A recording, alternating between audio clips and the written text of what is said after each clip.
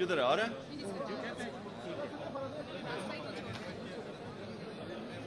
ان کو دے راستہ دے دینا ان کو. قرم بات یہ ہے. السلام علیکم. کیا نام ہے؟ محمود علی توری ڈسٹرکٹ کیا نام؟ Mahmood Ali توری president district passport. ایک منٹ ادھر آؤ محمود.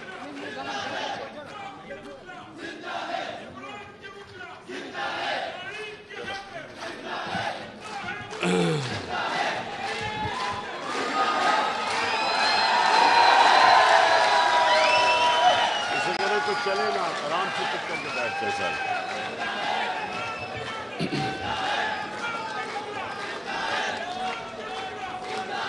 بسم اللہ الرحمن الرحیم. ایاک نعبد و ایاک نستعین. بس بس بس بس سنیں, بس بس بس. اچھا جی, میں سب سے پہلے ILF آپ کو خراج تحسین پیش کرتا ہوں. جو ابھی قاضی صاحب آپ نے سب کو اکٹھا بھی کیا, اور آج یہاں اس فنکشن کے اندر مجھے موقع دیا اپنی وکلا کمیونٹی ILF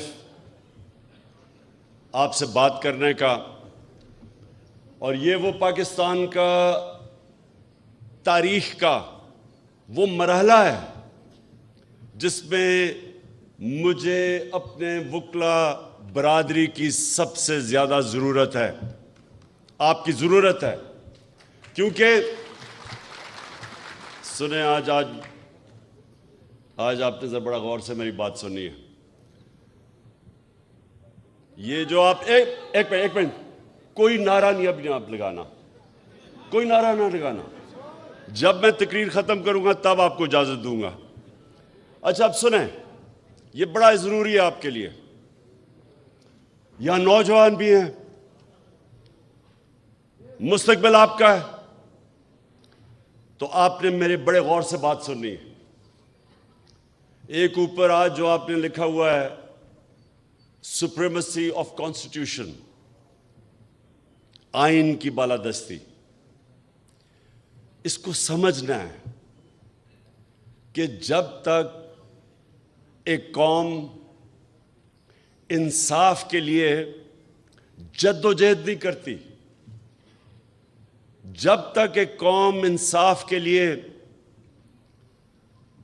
جہاد نہیں کرتی, یہ یاد رکھے اللہ نے قرآن میں کہا ہوا ہے کہ میری زمین پہ نکل کے دیکھو کتنی قومیں تباہ ہو گئیں جو میرے حکم پہ نہیں چلی. اللہ کا سب سے بڑا حکم کہ میری زمین پہ انصاف قائم کرو. یہ جو آپ نے سپریمیسی آف کانسٹیٹیوشن لکھا ہوا ہے, اس کا مطلب ہی انصاف ہے.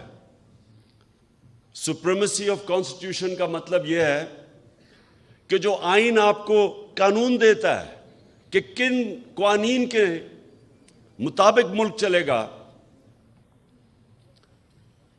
وہ آپ کو انصاف ایسے دیتا ہے کہ وہ کمزور طبقے کو تحفظ دیتا ہے طاقتور سے. یہ آپ نے بڑا ضروری میری آج بات سننی ہے, کیونکہ مجھے بہت رنج ہے جو کل ایک اس ملک کا, میں کیا کہوں کہ صحافت کے اندر اگر میں کسی کی سب سے زیادہ رسپیکٹ کرتا تھا وہ ارشد شریف, جس کو شہید کیا گیا.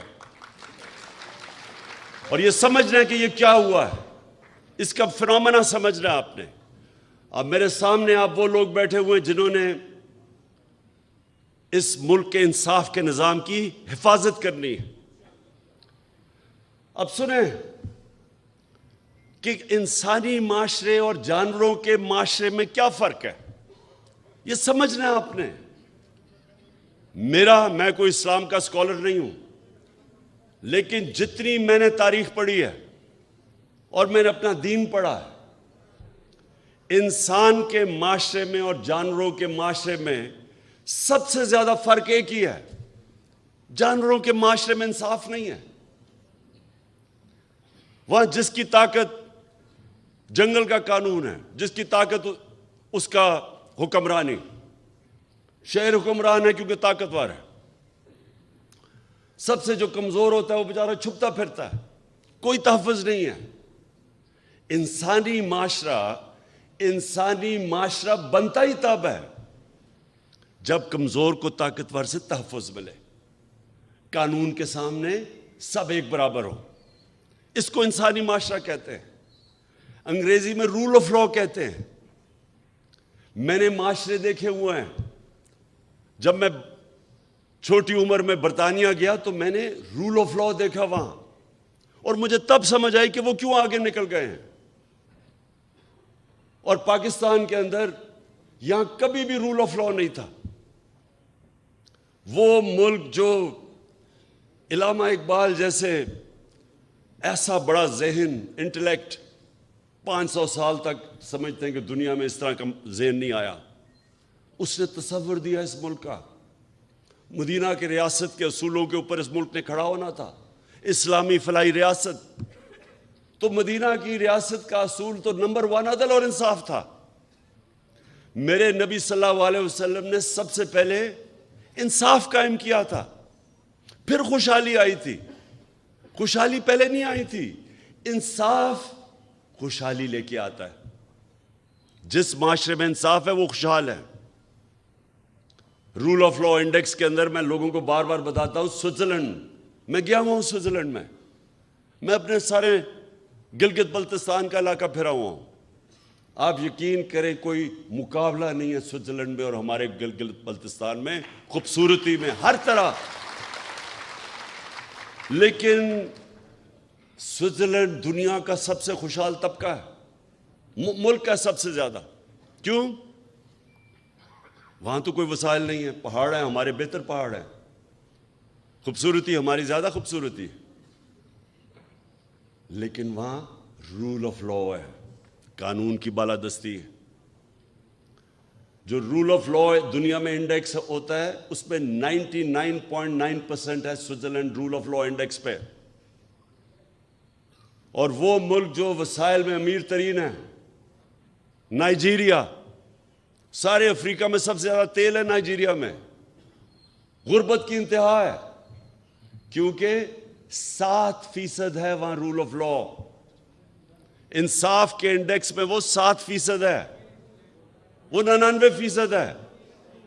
وہ خوشحال ہے. اور یہی میرے نبی نے جب مدینہ میں ریاست سیٹ اپ کی تھی تو اس لیے سب سے پہلا اصول انہوں نے رول آف لا کہا تھا کہ میری بیٹی بھی اگر جرم کرے گی تو سزا ہوگی، کوئی قانون کے اوپر نہیں ہے. اور بتایا پھر کہ تمہارے سے پہلے بڑی قومیں تباہ ہوئی جدھر طاقتور کے لیے ایک قانون اور کمزور کے لیے دوسرا. طاقتور چوری کرے تو NRO اور کمزور چوری کرے تو جیل میں. وہ معاشرے تباہ ہو جاتے ہیں. تو آج میں اس رول آف لا کے اوپر سب سے پہلے میں بات کرنا چاہتا ہوں ارشد شریف کی. ایک ایسا آدمی جو بھی اسے جانتا تھا، 2 گھر میں شہادتیں ہوئی تھیں، محب وطن پاکستانی. شاید ہی کوئی پاکستان کی اتنی درد رکھتا تھا جتنا یہ ارشد شریف رکھتا تھا. حق اور سچ پہ کھڑا ہوتا تھا. کس لیے؟ ضمیر کا سودا نہیں کرتا تھا. ساری صحافی آج جتنے بھی ہیں سب جانتے ہیں کہ ارشد شریف کے ضمیر کی کوئی قیمت نہیں تھی. اس کو کوئی لفافہ نہیں دے سکتا تھا. سٹینڈ لینے والا تھا، حق پہ کھڑا ہو جاتا تھا. امر بالمعروف، اللہ کا حکم ہے کہ اچھائی کے ساتھ کھڑے ہو، بدی کے خلاف جہاد کرو. معاشرے کو زندہ کیا چیز رکھتی ہے؟ جب قوم کھڑی ہو جاتی ہے اچھائی کے ساتھ. جب قوم اچھائی اور برائی کے اندر فرق کرنا ختم کرتی ہے تباہ ہو جاتی ہے قوم. اس لیے اللہ نے قرآن میں ہمیں حکم دیا ہوا ہے، کہیں اس نے اجازت دی انسان کو نیوٹرل رہنے کی. کہیں اجازت نہیں دی. اور ارشد شریف وہ آدمی تھا جو سچ پہ کھڑا ہو جاتا تھا, پاکستان کے انٹرسٹ کے لیے کھڑا ہو جاتا تھا. میرے سے کئی دفعہ اس نے میرے اتنی تنقید کی میری, جب وہ سمجھتا تھا کہ میں غلط کر رہا ہوں. کسی مافیا کو نہیں بخشتا تھا. اپنے پروگرام میں بار بار یہ جو 2 لٹیرے خاندان جنہوں نے ملک کو 30 سال سے لوٹا ہے, ہر پروگرام میں ان کو ننگا کرتا تھا, ثبوت کے ساتھ. دھمکیاں ملتی تھیں, پیسے کی آفر ملتی تھی, لیکن نہ اس کو کوئی خرید سکتا تھا, نہ ڈرا سکتا تھا. اور وہ پاکستانی, وہ صحافی جو ساری قوم جانتی ہے کہ وہ ملک کے انٹرسٹ کے لیے محب وطن, جس آدمی کی گھر میں 2 شہادتیں ہوئی ہوں, جس طرح وہ پاکستانی فوج کے ساتھ کھڑا ہوتا تھا, جا کے ان کے کئی پروگرامز کرتا تھا ان کے لیے. تو یہ آج میں آپ کو بتانا ہوں کہ ٹریجڈی دیکھیں یہ پاکستان کی. اور اس پہ اگر یہ قوم, ہماری قوم اگر نہ کھڑی ہوئی, میں آج آپ کو کہہ رہا ہوں کہ ہمارے میں اور جانوروں میں کوئی فرق نہیں رہے گا. انسانی معاشرہ اور جانوروں کا معاشرہ کیا ہے؟ جانوروں کا معاشرہ کیا ہے؟ آپ کبھی ٹی وی پہ پروگرام دیکھیں, نیشنل جیوگرافک یا اینیمل پلانٹ, اس میں دیکھتے ہیں جو افریقہ کے اندر جو سب سے طاقتور جانور ہاتھی کے بعد سمجھا جاتا ہے, وہ افریقن بفلو ہے, جو افریقہ کی بھینس ہے. وہ شیر سے بہت طاقتور ہوتا ہے, ان کی تعداد ہزاروں میں ہوتی ہے. لیکن آپ دیکھیں تو شیر کیا کرتا ہے, 4-5 شیر, وہ اتنے ہزار ہوتے ہیں, ان کو ڈرا دیتے ہیں, شور مچا کے ان کو ڈراتے ہیں. وہ جب ڈر کے بھاگتے ہیں, وہ 4-5 ایک بھینس کو پکڑ لیتے ہیں. اگر وہ نہ ڈرے اور اگر وہ خود غرض نہ ہو تو کوئی شیر کی مجال نہیں ان کے قریب جانے کی. لیکن وہ اپنی جان بچاتے ہیں, وہ خود غرض بھی ہوتے ہیں, اپنے آپ کو بچاتے ہیں, اور بزدل بھی ہوتے ہیں. انسانی معاشرے کے اندر جب کوئی طاقتور اس طرح ہجوم انسانوں کو ڈراتا ہے, تو اللہ نے اس لیے جہاد ہمارے اوپر فرض رکھی ہے. جہاد فرض ہے مسلمانوں پہ. کیوں؟ کیونکہ جہاد میں آپ ظلم سے بھاگتے نہیں ہیں, ظلم کے سامنے سر نہیں جھکاتے, ظلم کا مقابلہ کرتے ہیں. یہ حکم ہے اللہ کا. اللہ کو تو کوئی فائدہ نہیں پہنچا سکتا. ہم اپنے اوپر ظلم کم کرتے ہیں جب ظلم کے سامنے کھڑے ہوتے ہیں. ایک معاشرے کو زندہ رکھنے کے لیے ہم ظلم کا مقابلہ کرتے ہیں. ارشد شریف, اس کو جب دھمکیاں آئیں, نامعلوم نمبروں سے دھمکیاں آئیں کہ یہ نہ کہو, سچ نہ بولو, یہ جو رجیم چینج ہوئی ہے, وہ جب اس کو ایکسپوز کرنا شروع کیا, اس کے اوپر دھمکیاں آئیں, ڈرایا گیا. پھر مجھے انفارمیشن آئی کہ اس کو مارنے لگے ہیں. اس کے گھر میں گھس کے انہوں نے ڈرایا اس کو, اس کی فیملی کے سامنے. باہر گاڑیاں کھڑی ہوتی تھی, ڈراتے تھے صرف اس لیے کہ وہ سچ نہ بولے. اس کا کوئی ایجنڈا نہیں تھا. میں نے اس کو کہا کہ تم ملک سے باہر چلے جاؤ. پہلے دفعہ نہیں مانا. پھر میں نے اس کو بتایا کہ مجھے انفارمیشن ہے, جس طرح مجھے انفارمیشن اپنے اوپر تھی کہ مجھے بھی وہ 4 بند کمروں میں جنہوں نے فیصلہ کیا تھا مجھے مارنے کا, میں نے اس کو بتایا.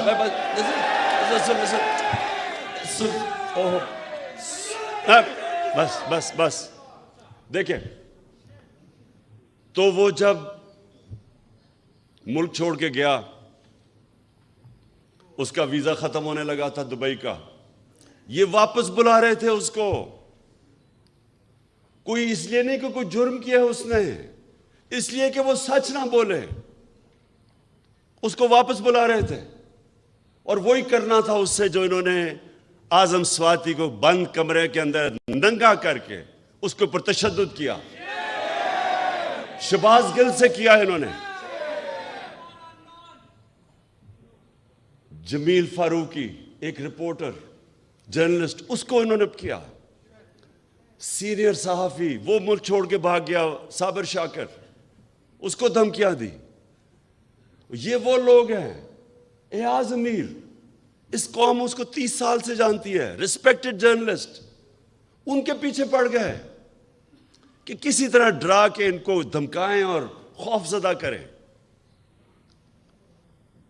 اور کوئی شرم نہیں ان کو کہ وہ لوگ جو قوم ان کے کریڈینشلز ان کو اتنی دیر سے جانتی ہے کہ ہمیشہ یہ ملک کے انٹرسٹ کے لیے کھڑے ہوئے ہیں، ان لوگوں کو چنا جن کا ضمیر کا سودا نہیں ہوتا تھا، جن کے ضمیر کے سودے ہوئے وہ تو سب آج آپ ٹی وی کے اوپر دیکھیں سارے گن گا رہے ہیں ان لوگوں کے جو 30 سال سے سرٹیفائیڈ چور اوپر بیٹھ گئے آ کے اپنے کرپشن کے کیسز ختم کر کے ملک کو تباہی کی طرف لے گئے، ان کے خلاف کوئی بات کرے یہ سارے نامعلوم افراد آ کے ڈراتے ہیں دھمکاتے ہیں۔ تو میں آج ارشد شریف، اور دیکھیں ہم ایسے ہر کسی کو شہید کہہ دیتے ہیں، ہر کوئی شہید نہیں ہے، میری نظر میں شہید وہ ہے جو پتہ ہوتے ہوئے کہ میری جان خطرے میں ہے وہ جب اپنے ملک کی حفاظت کرتا ہے بارڈرز پہ وہ شہید ہوتا ہے، وہ سپاہی شہید ہوتا ہے، وہ فوجی شہید ہوتا ہے، وہ پولیس والا شہید ہوتا ہے، وہ پولیس والا جب اپنی جان خطرے میں ڈال کے اپنے ملک کی حفاظت کرتا ہے، یہ سب شہید ہیں۔ لیکن جو کہ کہیں حادثے میں مر جائے اس کو بھی شہید کہہ دیتے ہیں، یا کسی کو قتل کر دے شہید کہہ دیتے ہیں۔ ارشد شریف شہید کیوں ہے؟ اس کو پتا تھا کہ اس کی جان خطرے میں، اس کو پتا تھا، اس کو بار بار وارننگز آ رہی تھی، میں نے اس کو بتایا، اس کے باوجود ایک دفعہ یہ پیچھے نہیں ہٹا، رائے حق سے پیچھے نہیں ہٹا، ڈرا نہیں، اور آخر میں یہ جو اس کو ٹارگٹ کلنگ کی گئی ہے، یہ جو مرضی لوگ کہیں، مجھے پتا ہے کہ یہ ٹارگٹ کلنگ کی گئی ہے اس کو جو مارا انہوں نے، اس کو شہید کیا، سارے صحافیوں جتنے بھی پاکستان کے صحافی ہیں، یہ آج آپ سب کے لیے ہے کہ آج آپ چاہے ارشد شریف کے سے متفق ہو یا نہ ہو، یا آپ دوسرے کیمپ میں بیٹھے ہوں اور ان چوروں کی حمایت کر رہے ہوں، یا آپ کے اوپر لفافے چلے ہوئے ہوں، ضمیر کے بیچے ہوئے ہوں آپ نے، پھر بھی میں آپ سب کو کہتا ہوں کہ یہ ہے پاکستان کا وہ صحافی جو شاید ہی میں نے ایک اتنا دلیر، ایماندار اور محب وطن صحافی دیکھا ہو جو بالکل اپنے موقف سے پیچھے نہیں ہٹا، جان اپنی خطرے میں ڈال کے وہ کھڑا رہا رائے حق کے اوپر۔ اور آج ساری میری قوم کو اس کو سلام کرنا چاہیے۔ میں انشاءاللہ جو اپنی مارچ کرنے والا ہوں، میں آج میرا جو عزم ہے وہ کبھی بھی اتنا تکڑا نہیں تھا جتنا آج ہے، کیونکہ میں آج فیصلہ کر بیٹھا ہوں کہ ملک اب دو راہ پہ کھڑا ہے۔ ایک طرف یہ وہ سارے چور 30 سال سے 26 سال سے میں جن کے خلاف کرپشن کی جہاد لڑا ہوں وہ سب اکٹھے ہیں، ان کے ساتھ میڈیا ہاؤسز جو ان کے ساتھ پیسے بنا رہے ہیں وہ اکٹھے ہیں، ان کے ساتھ نامعلوم افراد وہ ان کے ساتھ ملے ہوئے ہیں، ان کے ساتھ بیرونی سازشیں جو چاہتی ہیں کہ پاکستان ایک کمزور مقروض ملک رہے تاکہ وہ غلام بن سکے، وہ ان کے ساتھ ہیں۔ اور ساری قوم جو آج اس سے تنگ ہے، میں آج ساری قوم کو کہتا ہوں کہ آج میرے ساتھ آپ نے کھڑا نہ ہو، نہ آج آپ میرے ساتھ نکلے، جب میں نکلوں گا تو عمران خان کو تو کوئی فرق نہیں پڑنے لگا کیونکہ اللہ نے تو اس کو سب کچھ دے چکا ہے، لیکن آپ کا مستقبل بھیڑ بکریوں والا ہونے والا ہے، جانوروں والا ہونے والا ہے. دو معاشرے، انسانی اور جانوروں کا معاشرہ. جانوروں کا معاشرہ ظلم کا مقابلہ نہیں کرتا. بھیڑ بکریاں نہیں ظالم کے سامنے کھڑی ہوتی. انسان، اور وہ بھی جو دنیا کا سب سے عظیم لیڈر،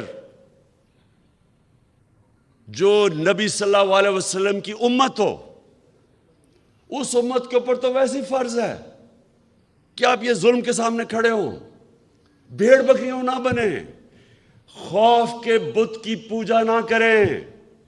یہ سب سے بڑا بت ہے. کوفہ کے لوگوں کو پتا تھا کہ حضرت امام حسین رائے حق پہ کھڑے ہیں، لیکن یزید کے ظلم کے خوف سے انہوں نے مسلمان کی تاریخ کا سب سے بڑا ظلم ہونے دیا، کیونکہ وہ ڈر گئے تھے. آج یہ قوم بھی، یہ جو حربے ہیں، یہ جو لوگوں کو ننگا کر کے 75 سال کے اعظم سواتی کو سوچے ننگا کر کے انہوں نے ٹارچر کی. کس چیز کے اوپر؟ کہ تنقید کر دی کسی کی. دنیا میں پاکستان کا مذاق اڑا، خوف پھیلانے کے لیے، ڈرانے کے لیے. ایک اسلام آباد میں جب سے ایک ڈرٹی ہیری آیا ہے، ڈرٹی ہیری وہ ہے، آپ نے وہ فلم دیکھی ہوگی ڈرٹی ہیری کی، کہ وہ ایک ایسا کوئی سپاہی تھا جو کہ بس بندوق کا ساروں کو ادھر ادھر گولیاں مارتا پھرتا تھا. اس کا نام ڈرٹی ہیری رکھا ہوا تھا. یہ اسلام آباد میں ایک ڈرٹی ہیری آ گیا، اور جب سے یہ آیا ہے کبھی کسی کو ننگا کر کے. ویسے اس کو ننگا کرنے کا کیا شوق ہے؟